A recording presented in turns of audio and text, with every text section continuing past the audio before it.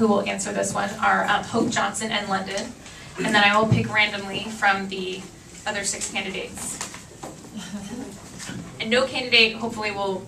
I think it'll come out to no one says or no one answers more questions than any other. But anyway, okay. Hope Johnson, London, and Daniel Everett. And your question is: there is a proposal to install physically protected bikeways and improve pedestrian safety on the 3 blocks of Fell and Oak Streets between Baker and Scott. This has proven very controversial between drivers and bikers. Would you support these projects if elected supervisor? Hope Johnson, London, and Daniel.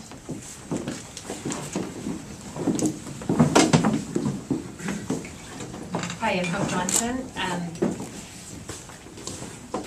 I'm assuming you're talking about the bike lanes on Fell and Oak. I'm a pedestrian. I am not a driver and I am not a bike rider. I'm big on pedestrian safety. I do support the bike lanes on Fell and Oak for several reasons.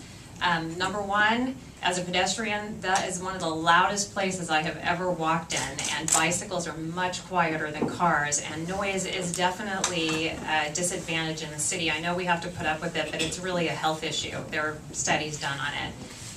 In addition, I think that the bicycle lanes are a little bit safer for pedestrians.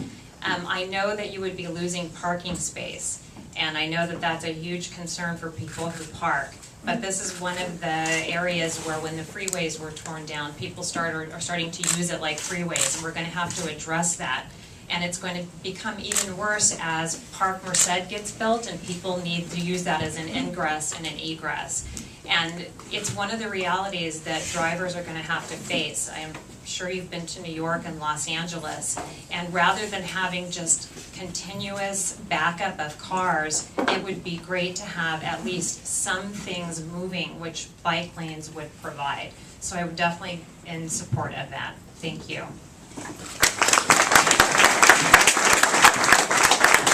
Hi, London Breed. I think that we all need to figure out a way in which we as drivers, as bicyclists, as pedestrians can coexist in this community. I went to UC Davis, which was somewhat like the utopia of the bicycle world, and it's possible. It's possible to have a community where we are making the best decisions around transportation and how they affect bicyclists, and more importantly, so that we are protecting the people who are just randomly walking the streets and unexpectedly may get hit by a bicyclist or a car.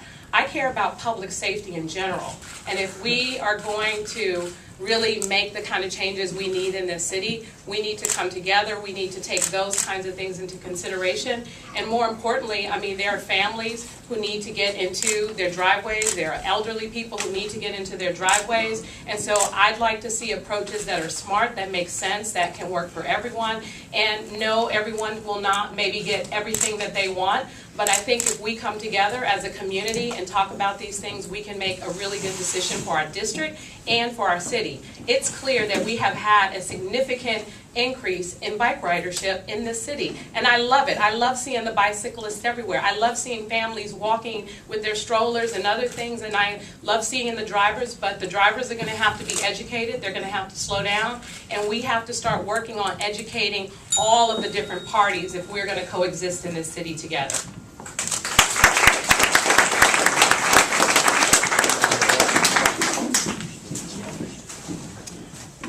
Daniel Everett again.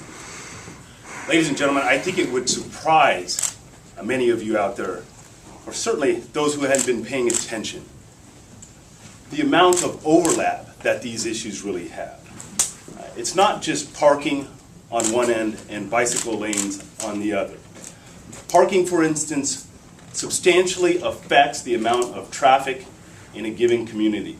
And by that, I mean, if you've ever circled the block for 10, 20, 30, 40 minutes, you could certainly understand that that is the essence of traffic.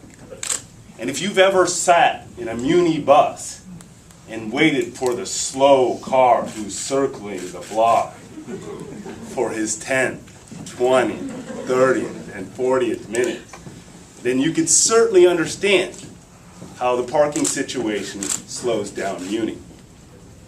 And so, ladies and gentlemen, when we look at the issues like the bike lane and the parking situation, we need to do so with understanding how much these issues truly bleed into one another.